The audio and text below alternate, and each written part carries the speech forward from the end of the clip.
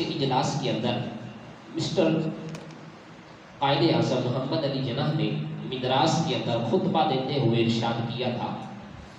उसने कहा कि हम दो नज़रिए को पाकिस्तान की आइडियालॉजी करार देते हैं और ये ही वो फिक्र थी कि जिसकी बुनियाद पर यह वतन मार्ज़ वजूद में आया, इस पर कोई दूसरी दो राय नहीं है।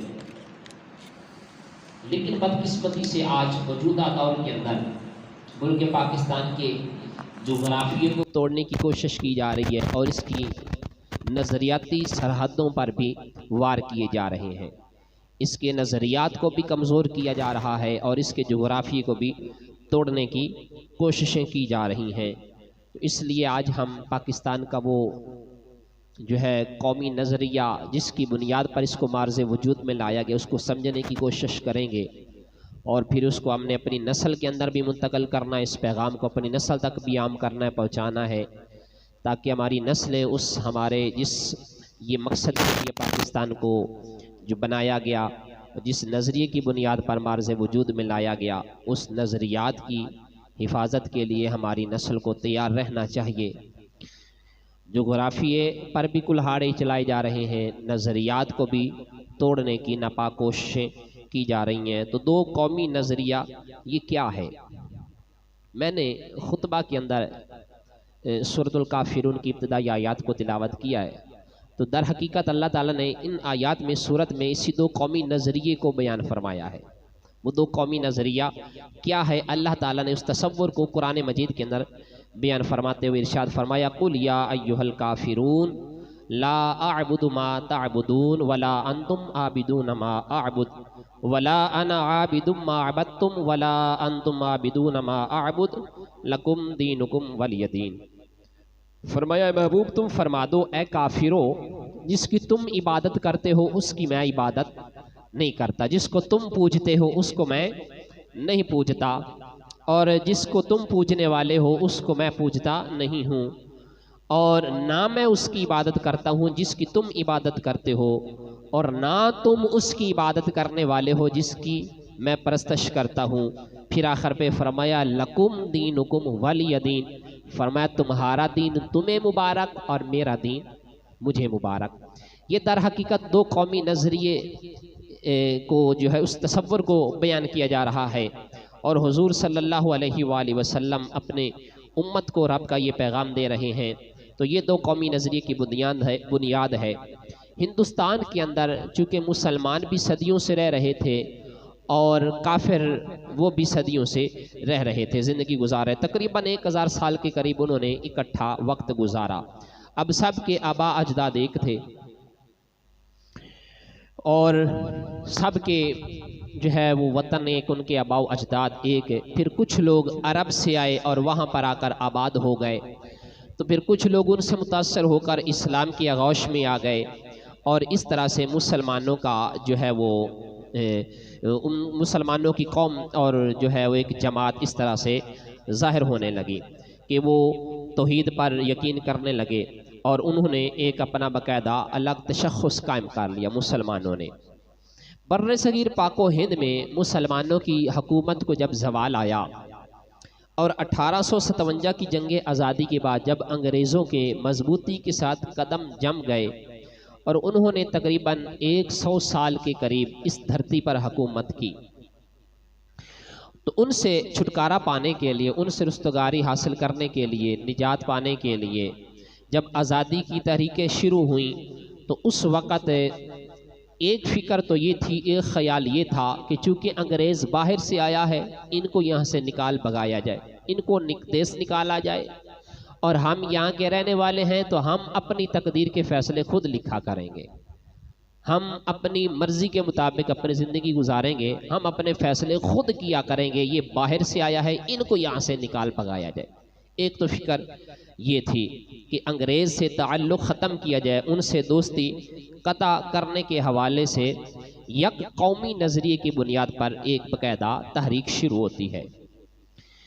यानी एक कौमी नज़रिए का ये एक फ़लसफ़ा पेश किया जा रहा था। ज़रा बात को समझिएगा, पहले ये फ़लसफ़ा पेश किया जा रहा था एक कौम, यानी अंग्रेज़ को निकाल दिया जाए तो पीछे हिंदू मुस्लिम बच जाएंगे तो ये एक कौम बन जाएगी। क्यों? इसलिए कि इनके आबा अजदाद एक हैं, इनकी ज़बान एक है, इनकी नस्ल एक है। हाँ, फिर आगे जाकर कुछ लोग जो है वो ईसाई हो गए, कुछ हिंदू बन गए, कुछ किसी मुसलमान हो गए, आगे इन्होंने मज़ाहिब तब्दील कर लिए थे। पीछे से इनके आबा अजदाद एक चले आ रही हैं, तो कहने लगे कि इनको निकाल दिया जाए, अंग्रेज़ को ये बाहर से आया है और हम एक कौम हैं। तो यक कौमी नज़रिए की तहरीकें जो है वो शुरू हुई। अगर आप अहबाब तरीक़ का मुतालिया रखने वाले लोग हैं तो आप जानते होंगे कि एक वक्त ऐसा भी था जब खुद मिस्टर कायदे आज़म मोहम्मद अली जनाबी हिंदू मुस्लिम इत्तिहाद के सफ़ीर माने जाते थे। दोनों तरफ से मुसलमानों के और हिंदुओं के मुत्तहिद सफ़ीर तस्लीम किए जाते थे। तो दरअसल इब्तदा में कायदे आज़म मोहम्मद अली जनाब वो भी दो कौमी नज़रिए के हामिल नहीं थे, वो भी एक कौमी नज़रिए की बात करते थे। कायदे आज़म मोहम्मद अली, ये उनके इब्तदाई ज़िंदगी के मराहिल की बात कर रहा हूँ। शुरू में उनका भी यही नज़रिया था, एक कौमी नज़रिए की बात करते थे। लेकिन कायदे आज़म मोहम्मद अली जना को बदला है तो कलंदर लाहौरी डॉक्टर मोहम्मद इकबाल ने उनके नज़रिए को बदला, उनकी सोच को, उनकी फ़िक्र को डॉक्टर इकबाल ने बदला। और अगर आपको डॉक्टर इकबाल का मुताला गहरा जो दोस्त गहरा मुताला रखते हैं डॉक्टर इकबाल का, वो समझते हैं कि डॉक्टर मोहम्मद इकबाल भी इब्तदा में यक कौमी नज़रिए की बात करता था, दो कौमी नज़रिए की बात करने वाला वो भी नहीं था, वो भी एक कौमी नज़रिए की बात करता था डॉक्टर मोहम्मद इकबाल रहमतुल्लाह अलैह। बल्कि वो एक अपने कुल्लियात इकबाल के अंदर यक कौमी नज़रिए की बात करता है।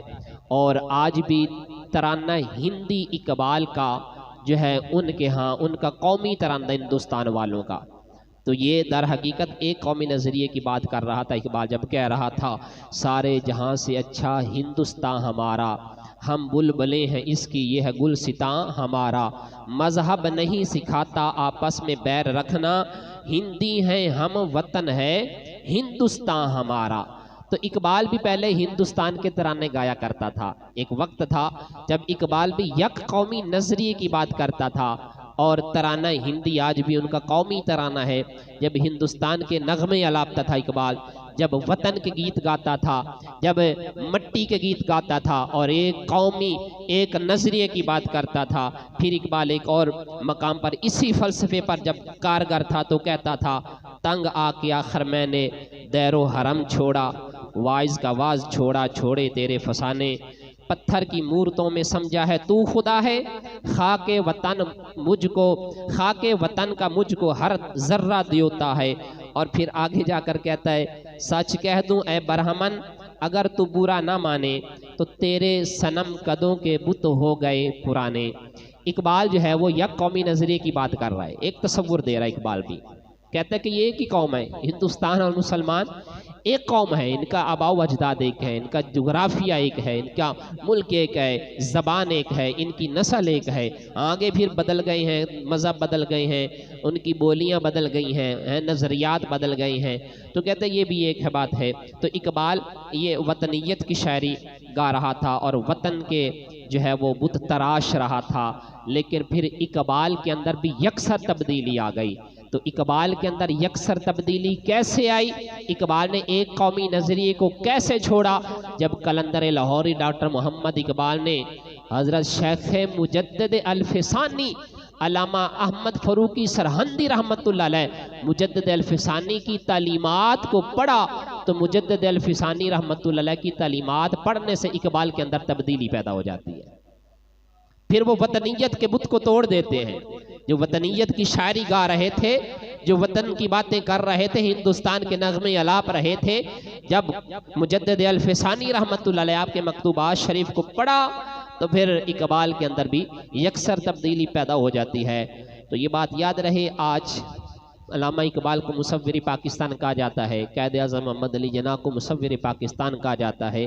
तो ये दर हकीकत दूसरे मुसव्विर हैं, मुसव्विर अव्वल ये नहीं है। जिन्होंने सबसे पहले पाकिस्तान की तस्वीर पेश की थी उसका नाम शेख मुजद्दिद अल-फ़िसानी रहमतुल्लाह अलैह है। जिन्होंने पहले पाकिस्तान का तस्वुर पेश किया था उनका नाम फाजिल बरेलवी मौलाना अहमद रज़ा ख़ान रहमतुल्लाह अलैह है। जिन्होंने पहले जनाब वाला पाकिस्तान का तस्वुर पेश किया था उनका नाम हजूर गज़ाली ज़मा सैयद अहमद सईद काज़मी शाह साहब रहमतुल्लाह अलैह है। मुहद्दिस कछौछवी रहमतुल्लाह अलैह हैं, शेख बदायूनी रहमतुल्लाह अलैह हैं, अबू हामिद बदायूनी रहमतुल्लाह अलैह हैं। तो ये हमारे अकाबिरीन थे, बुजुर्गान दीन थे, जिन्होंने पाकिस्तान मुल्क का स्टेट का तसव्वुर पेश किया। हाँ, फिर इकबाल और कायदे आज़म मोहम्मद अली जिन्ना ने जब उनके इस तसव्वुरात को पढ़ा, गौर किया, तो फिर इन्होंने अपना वो किरदार अदा किया कि जिसकी वजह से फिर ये आज मुसव्विर पाकिस्तान के नाम से जाने जाते हैं। बात की समझ आ रही है कि नहीं? तो इकबाल ने भी जो है वो दो कौमी नज़रिए की बुनियाद फिर बाद में पेश की है।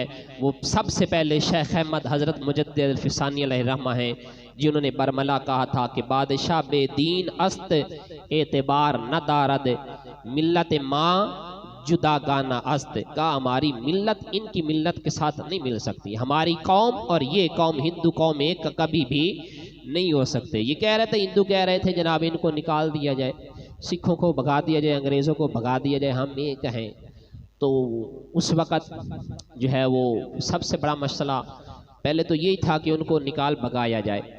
तो जब हिंदुओं ने ये बात कही कि हम एक कौम हैं, तो हमारे बुजुर्गान दीन थे जिनके मैंने नाम लिए, और भी बहुत सारे सैकड़ों बुजुर्गान दीन ऐसे हैं कि जिन्होंने हिंदुओं की इस तहरीक का भी जो है वो मुकाबला किया और वो मुखालफत की और तरीक़े शुरू फरमाई और कहा ये कभी भी नहीं हो सकता कि अगर हम हिंदुओं को सिखों को भगा दें अंग्रेज़ों को और हम और हिंदू एक कौम बन जाएंगे, ये कैसे हो सकता है? ये कभी भी नहीं हो सकता कि हम और हिंदू एक कौम बन जाएं। तो फिर बदकिस्मती से हिंदुओं ने कुछ हमारे जुब्बा कुब्बा दस्तार वाले लोगों को भी ख़रीद लिया और हमारे कुछ कांग्रेसी मुल्ला भी उनके साथ मिल गए, जो उनको बाकायदा दलीलें फराहम कर रहे थे कि ये एक ही कौम है। उनको बाकायदा दलाइल फराहम कर रहे थे, मिंबर शरीफ के ऊपर बैठकर फिर उनको क्या क्या नहीं कहा गया, ये सारी जो है तारीख की बातें हैं, आप खुद पढ़ सकते हैं। क्योंकि फिर उनको उतारा गया मैदान के अंदर और इंदिरा गांधी को लाकर मस्जिद खैरुद्दीन के अंदर मिंबर पर बिठाया गया, खैर रसूल उसको कहा गया, बहुत कुछ क्या क्या इन मुल्लाओं ने नहीं किया, कांग्रेसी मुल्लाओं ने। हाँ जी, तो इकबाल ने फिर जो है वो इकबाल आगे जाता है, तो फिर इकबाल भी शेख मुजद्दिद अल-फ़सानी अलैहिर्रहमा आपके हुज़ूर वो खिराज अक़ीदत पेश करते हुए इकबाल कहता है कि वो हिंद में सरमाया मिल्लत का निगहबान, अल्लाह ने जिसको किया बर वक्त खबरदार, हाजिर हुआ मैं शेख मुजद्दिद की लहद पर, वो खाक के ज़ेरे फलक मतलाए अनवार, और गर्दन न झुकी जिसकी जहांगीर के आगे, जिसके नफ्से गरम से है गर्मी अहरार, वो हिंद में सरमायाए मिल्लत का निगहबान, अल्लाह ने किया जिसको बर वक्त खबरदार। तो ये फ़लसफ़ा पेश किया मुजद्दिद अल-फ़सानी रहमतुल्लाह अलैह ने सबसे पहले दो कौमी नज़रिए का। बल्कि इकबाल का एक और मौके पर भी कलाम है जब उनका नज़रिया तब्दील होता है। तो पहले वतन के गीत गाता था जैसे मैंने अर्ज़ किया, तो इकबाल के अपने दोस्तों ने भी कहा था कि इकबाल तुझको क्या हो गया है, तो इकबाल ने उसको नज़म करते हुए कहा, कहता है कि मेरे दोस्त मुझे कहते हैं, हिंदी हुए पे नाज जिसे कल तक था आज हिजाजी बन बैठा। हिंदी हुए पे जिसे नाज कल तक था, जो कल हिंदुस्तान की बातें कर रहा था, वतनीयत के बुत तराश रहा था, वतनीयत की शायरी कह रहा था, आज इसको क्या हो गया, ये हिजाज की बातें कर रहा है, ये मदीना शरीफ की बातें कर रहा है, मक्का मदीना के निज़ाम क़याम की बातें कर रहा है। कहते हैं मुझे मेरे दोस्तों ने गिला किया और मेरे दोस्त कहने लगे, हिंदी हुए पे नाज जिसे कल तक था हिजाजी बन बैठा, अपनी महफिल का है रिंद पुराना आज नमाजी बन बैठा। ऐ मुत्तरब तेरे तरानों में अब अगली सी वो बात नहीं, वो ताज़गी ये तख़य्युल नहीं, बेसाख्तगी जज्बात नहीं, महमल में छुपा है कैसे हंसी दीवाना कोई सहरा में नहीं, पैगाम जुनू लाया था जो इकबाल अब वो दुनिया में नहीं। कहता है कि जो इकबाल वतन की बातें करता था, वतन की शायरी गाता था, अब वो इकबाल दुनिया पे नहीं रहा, अब वो इकबाल दुनिया से कूच कर गया है। जो वतन के गीत गाता था, वतनीयत की शायरी अलापता था, आज वो इकबाल कूच कर गया है। ये और तसव्वुर पेश रहा है, एक तो ये तसव्वुर दे रहा है कि सारे जहां से अच्छा हिंदुस्तान हमारा, हम बुलबुलें हैं इसकी ये है गुलिस्तान हमारा। फिर इकबाल का लहजा बदलता है, फिर इकबाल की सोच, फिक्र, नजरिया बदलता है। तो इकबाल क्या कहता है? इकबाल कहता है चीनो अरब हमारा, हिंदुस्तान हमारा, मुस्लिम है हम, वतन है सारा जहां हमारा। हम मुस्लिम हैं, मुसलमान हैं, हिंदुस्तान क्या, चीनो अरब क्या, सारा जहां है हमारा। इस दौर में मैं और है, जाम और है, जम और, तहजीब के आज़र ने तरशवाए सनम और, इन ताज़ा खुदाओं में बड़ा सबसे वतन है, जो पैरहन इसका वो मजहब का कफन है। तो ये इकबाल के अंदर तब्दीली आती है।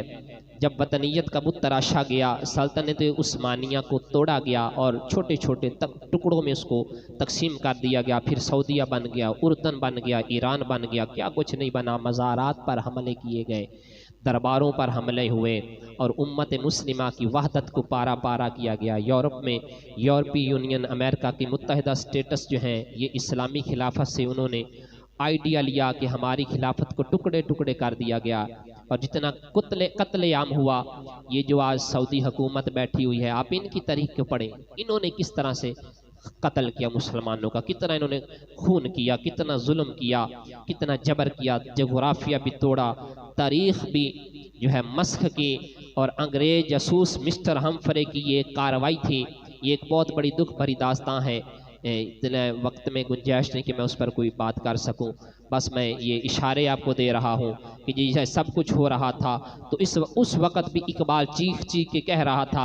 जब वतनीयत के खौल से निकल कर इकबाल इस्लाम के माहौल में आता है और इस्लाम के आफाकी तसव्वुर में मुजद्दिद अल्फ़सानी रहमतुल्लाह अलैह की तलीमात को पढ़ने के बाद इकबाल जो है वो आता है।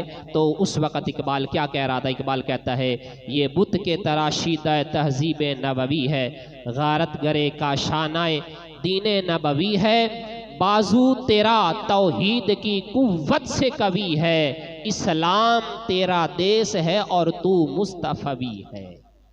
इस्लाम तेरा देश है और तू मुस्तफवी है। ये पेश किया जा रहा था तसव्वुर के हम एक हैं। हिंदुस्तान के अंदर बसने वाली कौमें, हिंदू और मुसलमान कौम एक है, ये तसव्वुर पेश किया जा रहा था। बाकायदा लोगों को लॉन्च किया गया, प्रमोट किया गया कि ये एक कौम है। तो कहा ये एक कौम कैसे हो सकती है? चूँकि वो दलाइल में ये पेश कर रहे थे कि कौमियत का जो खमीर है वो वतन की मट्टी है। एक कौम जो है वो वतन से बनती है, एक कौम जो बनती है वो जुगराफिये से बनती है। तो इकबाल ने कहा कि वतन का खमीर जो है वो वतन की मट्टी नहीं, कौमियत का खमीर वतन की मट्टी नहीं है, बल्कि कौमियत का खमीर मोहम्मद अरबी की गुलामी है, मुस्तफ़ा अलैहिस्सलातु वस्सलाम की गुलामी है। एक वतन होने से, एक मुल्क के अंदर रहने से एक कौम नहीं बन जाती, बल्कि एक कौम हजूर की गुलामी में आने से बनती है। हजूर अलैहिस्सलातु वस्सलाम के गुलाम होने से एक कौम बनती है। अजीज़ा ने गिरामी कदर बुजुर्गों और दोस्तों, एक ऐसा वक्त भी था जब हमारे भी कुछ हुक्मरानों ने हमारी शनाख्त को इस अंदाज से पेश किया लोगों के सामने, और बड़े बड़े लोगों ने नारे भी लगाए। आप लोगों ने या आपके बुज़ुर्गों ने सुने होंगे कि जब ये तसव्वुर पेश किया जा रहा था कि जनाब हम पाकिस्तानी हैं, हम पाकिस्तानी हैं, हम हिंदुस्तानी पहले हैं और बाद में हम पाकिस्तानी हुए, ये हमारी शनाख्त है कि हम पाकिस्तानी हैं। तो हमारे बसीरत और ज़ीरक किस्म के उलमाए किराम ने, बुजुर्गान दीन ने उनके तसव्वुर को झुटलाया, बातिल करार दिया और फरमाया कि ये हमारा जो तसव्वुर शनाख्त पहचान करवाई जा रही है कि हम असल में पाकिस्तानी हैं, हकीकत में पाकिस्तानी हैं, ये हमारी दूसरी पहचान है, ये हमारी दूसरी शनाख्त है कि हम पाकिस्तानी हैं, हिंदुस्तानी हैं, हम पाकिस्तानी हैं, ये हमारी दूसरी पहचान है। हमारी असल पहचान ये है कि हम हिंदुस्तानी भी बाद में हैं, हम पाकिस्तानी भी बाद में हैं। हमारी पहली और असल पहचान ये है कि हम मोहम्मद अरबी के गुलाम हैं, हम हुजूर अलैहिस्सलातु वस्सलाम के गुलाम हैं। तो कौमियत का जो खमीर बनता है वो वतन की मट्टी से नहीं बनता। एक कौम वतन की मट्टी से, मुल्क की एक मुल्क में रहने से एक कौम नहीं बनती। वतन का खमीर, मट्टी का खमीर एक कौम नहीं बनाती, बल्कि मोहम्मद अरबी की गुलामी एक कौम पैदा करती है। हुजूर की गुलामी में आने से एक कौम मार्ज़े वजूद में आती है। तो अजीज़ा ने गिरामी कदर बुजुर्गों और दोस्तों, जो दो कौमी नज़रिया था वो यही था कि हमारी वहदत जुग़राफ़िये की वजह से नहीं है, हमारी जो वहदत है, हम जो एक कौम है वो जुग़राफ़िये की वजह से नहीं है, हम एक कौम नज़रियात की वजह से है। किस वजह से है? हमारा नज़रिया एक है। ये नहीं है कि हमारा मुल्क एक है, हमारा जुग़राफ़िया एक है, या हमारे आबा अजदाद एक है, हमारा रंग व नस्ल एक है, हमारी ज़बान एक है, इस एतबार से हम एक कौम बने। नहीं, हमारी वहदत का जो इत्तेहाद का वहदत का जो है वो एक वतन की वजह से नहीं है, बल्कि हमारी कौमियत का जो ख़मीर है वो नज़रियात है। एक नज़रिए से एक कौम मार्ज़े वजूद में आती है। मुंबई के अंदर कायदे आज़म मिस्टर मोहम्मद अली जना खिताब कर रहे थे जब, तो किसी सहाफ़ी ने उठ के सवाल कर दिया कि आप दो कौमी नज़रिए की बात कर रही हैं, तो हिंदुस्तान के लोगों को तोड़ने वाली बातें कर रही हैं, ये तो लोगों को तकसीम किया जा रहा है। आज भी कुछ जो है वो नाम नेहाद सेकुलर और लिबरल लोग कहते हैं कि जनाब ये तो तोड़ने की बातें कर रही हैं। तो सहाफ़ी ने उठ के सवाल कर दिया, उसने कहा कैद आज़म ये आप दो कौमी नज़रिए की बात कर रहे हैं, ये तो हिंदुस्तान के लोगों को तकसीम करने वाली बातें कर रही हैं, दिलो तो लोगों को तकसीम करने वाली बातें हैं। तो चूंकि कैद आज़म बड़े ज़ीरक सियासतदान थे, आपने उसको फ़ौरन जवाब नहीं दिया, आपने कहा बैठ जा, वो बैठ गया। थोड़ी देर के बाद आपने कहा मुझे प्यास लगी है, कोई पानी पेश करे। एक शख्स उठा, उसने शीशे के गिलास में पानी पेश किया। कैद आज़म ने आधा पानी पी लिया और आधा पानी बचा दिया। थोड़ी देर के बाद उसी शख्स को बुलाया जिसने कहा कि आप हिंदुस्तान को तोड़ने की बातें कर रहे हैं, दो कौमी नज़रिए की बातें करके लोगों में तकसीम करने की बातें कर रहे हैं। आपने उस शख्स को बुलाया और कहा ये मेरा बचा हुआ पानी पी ले, ये मेरा पानी पी ले।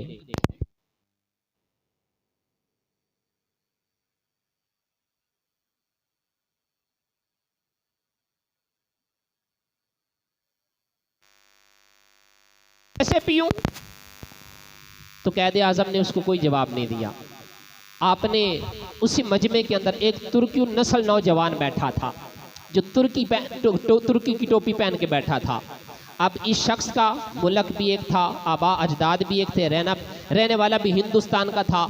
इसने पानी पीने से इनकार कर दिया। तो कैद आज़म ने उस तुर्की नस्ल नौजवान को बुलाया और कहा ये मेरा बचा हुआ पानी पी ले। उसने फटाफट सारे का सारा पानी पी लिया। तो कैद आज़म ने फरमाया मुझे बता, तू कहता है तेरे मेरे आबा भी अजदाद एक हैं, हमारा रंगो नस्ल एक है, हमारी स्टेट एक है, हमारा जुग़राफ़िया एक है, सब कुछ एक है, ज़बान एक है, ख़ानदान एक है, नस्ब एक है, उसके बावजूद तू मेरा बचा हुआ पानी पीने के लिए तैयार नहीं, तू मेरे साथ बैठ के खाना खाने को तैयार नहीं है। ये नस्ल के एतबार से जो है तुर्की है, इसके आबा अजदाद और हैं, इसका जुग़राफ़िया और है, इसका मुल्क और है, इसकी ज़बान और है, इसकी नस्ल और है, इसके आबा अजदाद और हैं। तू तो मेरा जूठा पानी बचा हुआ पानी पीने के लिए तैयार नहीं है, मेरे साथ जिंदगी गुजारने के लिए कैसे तैयार होगा?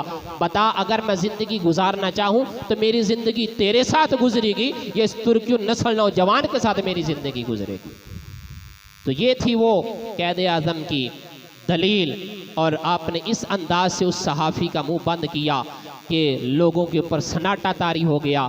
तो कैद आज़म मोहम्मद इकबाल ने फरमाया कि हमारी जो एक वहदत है वो जुग़राफ़िये की वजह से नहीं है, हमारी जो एक वहदत है वो मुल्क मिल्लत और आबा अजदाद वतन की वजह से हमारी जो है वो एक वहदत नहीं है, बल्कि हमारी जो एक वहदत है तो वो नज़रिए की वजह से है। वो नज़रिए की वजह से है कि ये अगरचे तुर्की नस्ल है, इसका रंग और है, इसका नस्ब और है, आबा अजदाद और हैं, मेरे और हैं, लेकिन हमारा नज़रिया एक है कि हम हजूर के ग़ुलाम हैं, हम मुस्तफ़ा अलैहिस्सलातु वस्सलाम के ग़ुलाम हैं। तो इस वजह से दो कौमी नज़रिया पाकिस्तान की बुनियाद और असास बनी। थोड़ा सा आप और पीछे चलें, अल्लामा इकबाल ने भी इसको बतौर दलील पेश किया था। अबू लहब से क्या इख्तलाफ था मुसलमानों का? हुजूर सल्लल्लाहु अलैहि वसल्लम का सक्का चचा लगता है, रिश्ते में हकीकी चचा है अबू लहब, रिश्ते में चचा भी लगता था। बल्कि जब हुसैन अहमद मदनी ने बरसर मिंबर ये फतवा दिया कि मिल्लतें अवतान से बनती हैं, एक कौम वतन से बनती है, ये एक्सप्रेस की वेबसाइट पर आप खुद देख सकते हैं, और उस पर बाकायदा महमूद मदनी का इंटरव्यू भी मौजूद है। उसने एक्सप्रेस की, और जो बात उस वक़्त दादा जान कह रहे थे, आज परपोता साहब भी वही बात कह रहे हैं, डीजल साहब भी आज वही बात कर रहे हैं कि हम शुक्र है पाकिस्तान के बनने के गुनाह में हम शरीक नहीं हुए। दादा जान भी यही बात कर रहे थे, आज ये भी वही बात कर रहे हैं, और उसके बावजूद पाकिस्तान के मामे भी बने फिरते हैं। हत्ता कि फिर उन्होंने क्या कहा, उन्होंने एक तबके ने बाकायदा पाकिस्तान बनने की मुखालफत भी की और कहा था कि पाकिस्तान तो क्या, पाकिस्तान की हम पे भी नहीं बनने देंगे। हत्ता कि फिर आगे बढ़ते हुए कैद आज़म को काफिर आज़म भी कहा गया, और फिर गांधी को रसूलुस्सलाम कहा गया, मस्जिद खैरुद्दीन में मिंबर रसूल पर लाकर बिठाया गया। ये तारीख़ की बातें हैं और आप इसको जुटला नहीं सकते। सब कुछ किया गया, आप देख लें तो उसके अंदर जो बात हुसैन अहमद मदनी टांडवी साहब कर रहे थे, बाकायदा अल्लामा इकबाल के साथ ये मुनाजरा हुआ 1937 की ये बात कर रहा हूँ। तो उस वक़्त एक ये फतवा दिया गया कि मिल्लतें औतान से बनती हैं, एक कौम एक मिल्लत वतन से बनती है, यानी एक वतन एक जोग्राफिये से कौम बनती है। तो इकबाल की फ़िक्र ये थी, इकबाल का फ़लसफ़ा यही था कि कौमें औतान से नहीं बनती, कौमें वतन से नहीं बनती, बल्कि कौमें नज़रियात से बनती हैं। कौमें किससे बनती हैं? नज़रियात से बनती हैं। तो उस वक़्त इकबाल ने जो दलील दी, पहले तो जब उन्होंने ये लिखा, ये फतवा दिया, तो इकबाल बड़ा परेशान हुआ। उसकी फ़ारसी की एक बड़ी मशहूर रुबाई भी है जो कुल्लियात इकबाल के अंदर आज भी मौजूद है। बड़ी कोशिश की गई उस रुबाई को कुल्लियात इकबाल से निकालने की, लेकिन इकबाल के मानने वालों ने उस रुबाई को निकालने नहीं दिया। वो आज भी कुल्लियात इकबाल के अंदर मौजूद है जो फ़ारसी के अंदर है। इकबाल ने कहा, अजम हनूज़ नदानद रमूज़ दीन वरना जे देवबंद हुसैन अहमद ईंचे बुल अजबीस सरूर बर सर मिंबर के मिल्लत अज वतनस चे बेखबर जे मकामे मोहम्मद अरबीस बमुस्तफ़ा बरसा खेश रा के दी हमाउस गर बऊ न रसीती तमाम बुल हबीस। इकबाल कहता है कि मैं तो ये समझता था कि ये मदरसों में पढ़ाने वाले मौलवी, ये हदीस पढ़ने और पढ़ाने वाले दीन को समझते होंगे, लेकिन इनको तो दीन की रूह भी नसीब नहीं हुई है। ये जो फतवे आज दे रहे हैं कि कौमें वतन से बनती हैं, औतान से, मिल्लत कौम वतन से बनती है, इनको तो हदीस रसूल की जो है वो खुशबू भी नसीब नहीं है। ये तो हदीस का मफहूम भी जानते नहीं है। चे बेखबर जे मकामे मोहम्मद अरबीस, इनको तो हुजूर अलैहिस्सलातु वस्सलाम की अज़मत का इल्म ही नहीं है। ये हुजूर के मकाम से भी बेखबर हैं, हदीस रसूल का भी इनको पता नहीं है। कहते हैं कि ये कहते हैं कि एक कौम एक वतन से बनती है, तो इनको हुजूर की अज़मत की शनासाई ही नहीं है, इनको दीन की रूह ही नसीब नहीं है। फिर इकबाल आगे क्या कहता है? इकबाल कहता है, बमुस्तफ़ा बरसा खेश के दी हमाउस गर नऊर बरसीदी तमाम बुल हबीस। इकबाल कहता है, अपने आप को खींच कर दहलीज मुस्तफ़ा पे ले आ, अपने आप को लाकर हजूर की दहलीज पे झुका दे कि सारे का सारा दीन इसी का नाम है। और अगर तू अपने आप को हजूर की दहलीज तक ना ला सका, अगर तू अपने आप को हजूर की बारगाह में ना ला सका, तो इकबाल कहता है फिर तू कलमा पढ़ने के बावजूद भी अबू लहब बना फिरता है। अगर तू अपने आप को हजूर की चौखट पे नहीं ला सका, तो फिर तेरा कलमा पढ़ने का क्या फायदा है? यही इकबाल ने कहा था कि अबू लहब से क्या इख्तलाफ था, हजूर को सगा चाचा लगता है। अगर एक वतन से कौम बनती है तो फिर हजूर और अबू लहब एक कौम होने चाहिए कि नहीं?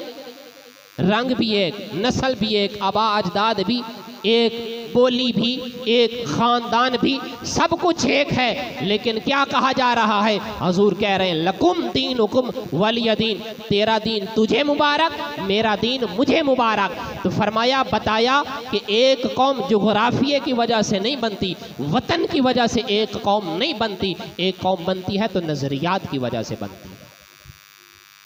ये था वो दो कौमी नज़रिया कि जिसकी वजह से जो है इस मुल्क पाकिस्तान को मार्ज़ वजूद में लाया गया। आज बहुत सारे लोग पाकिस्तान की जोग्राफ़ी को भी तोड़ने की कोशिश कर रहे हैं और इसके नज़रियात के ऊपर भी कुल्हाड़े चलाए जा रहे हैं। और मैं ये आपको अर्ज़ कर देना चाहता हूँ कि ये मुल्क पाकिस्तान मिटने के लिए नहीं बनाया गया। खुदा की इज्जत की कसम खा के कहता हूँ, ये पाकिस्तान ख़त्म होने के लिए नहीं बनाया गया, ये पाकिस्तान क़यामत तक कायम रहने के लिए बनाया गया है। पाकिस्तान को मिटाने वाले खुद मिट जाएंगे, पाकिस्तान की तरफ मैली आंख उठाकर देखने वाले, उनकी नस्लें खत्म हो जाएंगी।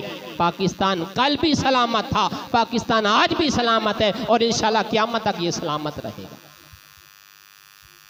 जो आज पाकिस्तान को तोड़ने की कोशिशें कर रही हैं वो इबरत हासिल करें, वो चाहे हुकूमत के ईवानों में है या अवाम लोगों में शामिल हैं। जो पाकिस्तान को तोड़ने की कोशिश करेगा, ख़त्म करने की कोशिश करेगा, वो खुद ख़त्म हो जाएगा।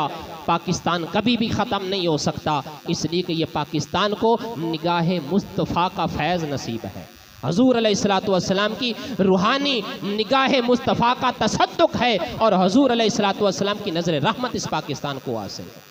पाकिस्तान कभी भी ख़त्म नहीं हो सकता। हाँ, ये हमारी जुर्म है, हमसे कुछ जुर्म हुए जिनकी हमें सज़ाएं मिल रही हैं, क्योंकि कुदरत कभी भी इज्तिमाई जुर्म को माफ़ नहीं करता, इज्तिमाई जुर्म को माफ़ नहीं करता। ये हमारे करतूतों की सज़ाएं हैं जो हमें मिल रही हैं। 1965 की जंग आप भूल गए हैं। दुनिया को पता ही नहीं था कि दुनिया के खित्ते के ऊपर पाकिस्तान भी कोई मुल्क है कि नहीं है। ये 65 की जंग को आप देखें तो फिर कैसे पता चला दुनिया को? पहले खबर ही नहीं हो रही थी पाकिस्तान भी कोई मुल्क है कि नहीं। लेकिन जब हमारे 17 तैयारे चंद दिनों के अंदर 17 तैयारे गिराए और उनके 114 तैयारे जब मार गिराए इस कौम ने, तो फिर दुनिया की आंखें खुल गई थी कि ये कौम निकल कहाँ से आई है, ये कौम कहाँ से निकल के आ गई है। अल्लाह ने इस कौम को ऐसे जज्बे दिए हैं, ऐसी कुव्वत हिम्मत दी हुई है अल्लाह पाक ने इस कौम को।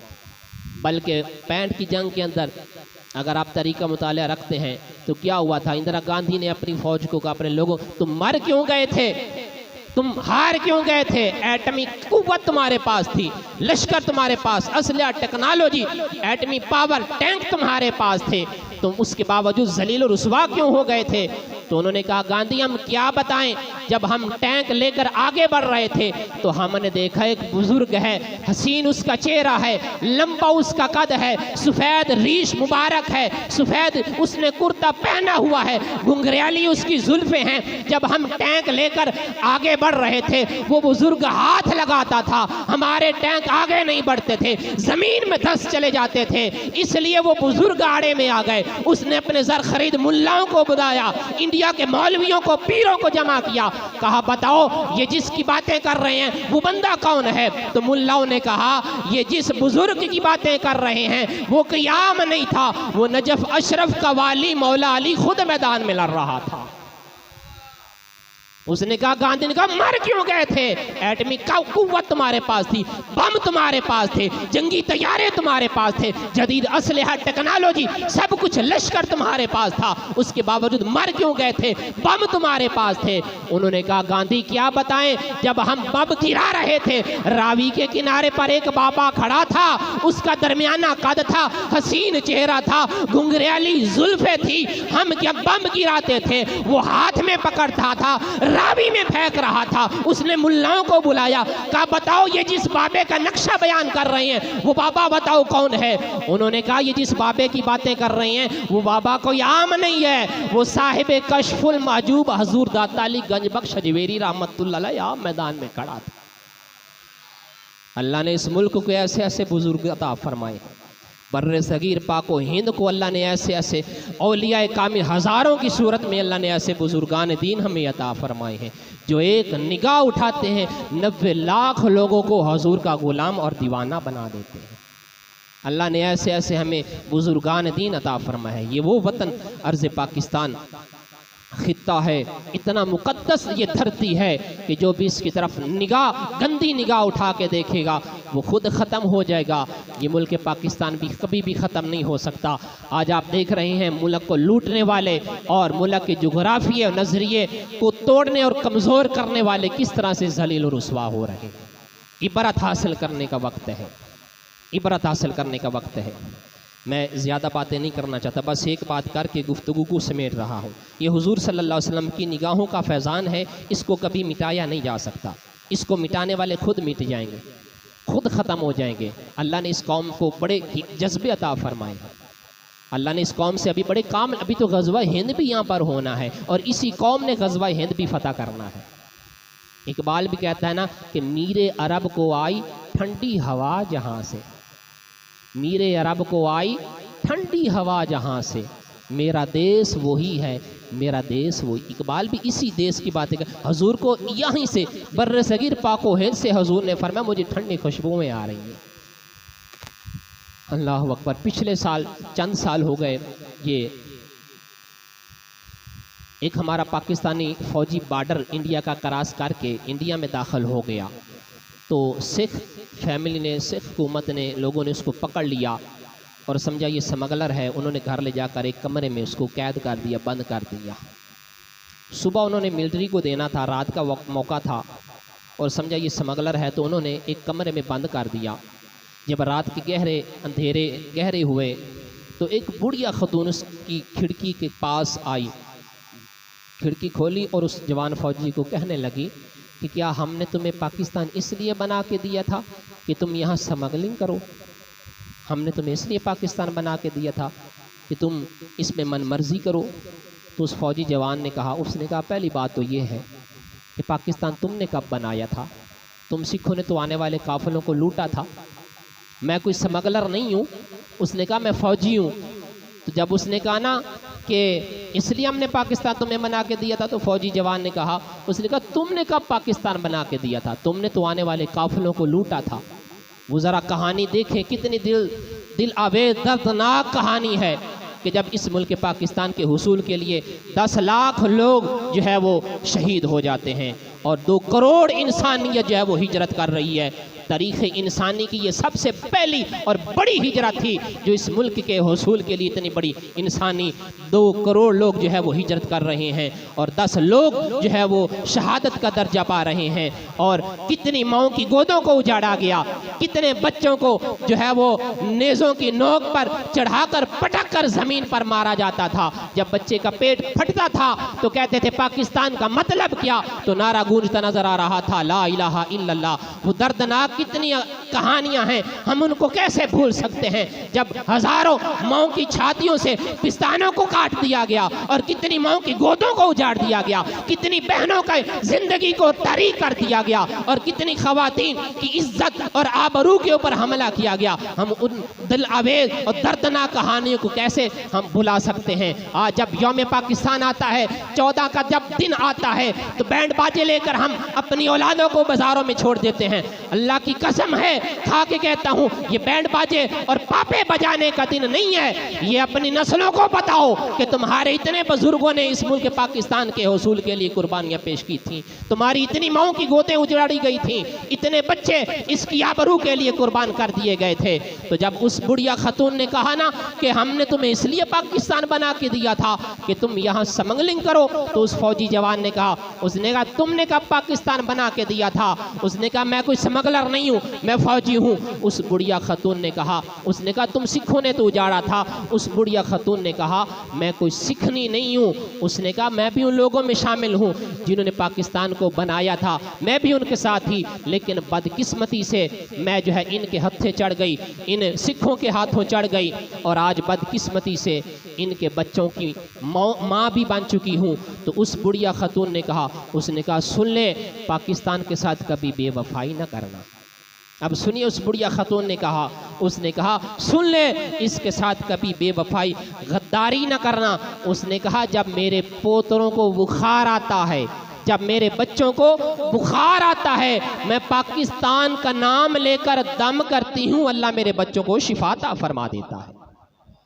इतनी मुकद्दस ये धरती है, इतना पाक खित्ता है, कहा मैं पाकिस्तान का नाम लेकर बच्चों को दम करती हूँ, अल्लाह शिफाता फरमा देता।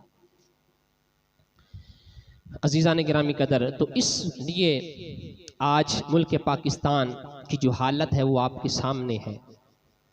चंद गुंडों का राज बना हुआ है और लुटेरे लूट रहे हैं और चंद लोगों की ये चरागाह बन के रह गया है। आज मुल्क पाकिस्तान की हालत ये है कि अगर कोई आदमी अपनी बेटी को कॉलेज में, यूनिवर्सिटी में दाखिल करवाता है, चंद घंटों के बाद कॉल आती है कि आकर अपनी बेटी की लाश ले जाओ। आज कोई अपनी बेटी को इस्लामिया यूनिवर्सिटी के अंदर दाखिल करवाता है तो बाद में कितनी मासूम बच्चियों की जो है वो फोश वीडियो लीक हो जाती हैं और उनकी इस्मत के ऊपर किस अंदाज से हमले किए जा रहे हैं हज़ारों की तादाद में, और तुम्हारे मुल्क के वुज़रा और उमरा इस जो है बेशर्मी के काम के अंदर मुलव्विस पाए जा रहे हैं, और फिर अभी तक उनको सज़ा भी नहीं दी जा रही। क्या ये मुल्क पाकिस्तान इसलिए बनाया गया था? इसका इस्लामी जमहूरिया नाम इसलिए रखा गया था कि मन मर्जी की जाए, मुसलमान की माओ बहनों और बेटियों की इस्मतदरी की जाए, उनकी इस्मत पे डाके डाले जाएं, इसलिए मुल्क पाकिस्तान बनाया गया था। आज ज़रा कौम को बेदार होने की ज़रूरत है। ये मुल्क पाकिस्तान तुम्हारे बुज़ुर्गों ने बनाया था, तुम्हारे आबा अजदाद, उनकी कुर्बानियाँ इस मुल्क के बुनियादों में शामिल हैं, और इसकी बुनियादों में जो शामिल है वो तुम्हारे आबा अजदाद का खून शामिल है, तुम्हारे आबा अजदाद की इज़्ज़तें शामिल हैं इसकी बुनियादों में। उसके बावजूद बाद में ये मुल्क पाकिस्तान हासिल हुआ। आज इसको तोड़ने की कोशिश की जा रही है, इसके नज़रियात के ऊपर हमले किए जा रहे हैं। ये किस मकसद के लिए बनाया गया था?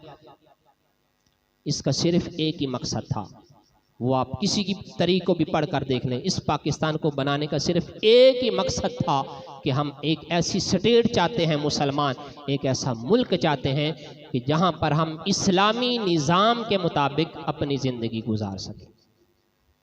बस इस मकसद के तहत कैद आज़म आपकी करारदाद को पढ़ लें, अल्लामा इकबाल को पढ़ लें या किसी और को पढ़ लें, जिसको भी आप पढ़ेंगे वो उसने हर एक ने यही मकसद पेश किया कि हम इसलिए मुल्क चाहते हैं, हम यहाँ पर राजगीरी नहीं चाहते, हम हुकूमतें नहीं चाहते, हम कोई अपनी शोहरत नहीं चाहते, हम सिर्फ यही चाहते हैं कि मुसलमानों के पास मदीना शरीफ की तर्ज पर एक ऐसी स्टेट होनी चाहिए जहाँ पर कुरान और सुन्नत का निज़ाम हो और हम अपनी ज़िंदगी कुरान और सुन्नत के मुताबिक गुजार सकें।